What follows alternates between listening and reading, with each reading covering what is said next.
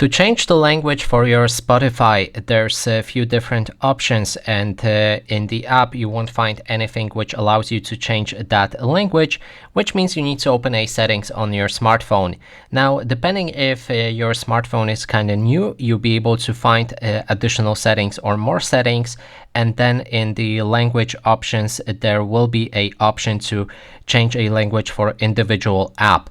In this case, I have a older smartphone, which means the only option to change a language for my Spotify is to choose other language for my entire phone. So in this case, if I go for let's say Polish, apply it, wait a moment, and might even restart this app entirely, and reopen Spotify, it will display in the Polish language, although it needs time to actually adjust. As you can see, some of the things are still in English. So keep restarting the app or your phone until you get the desired language.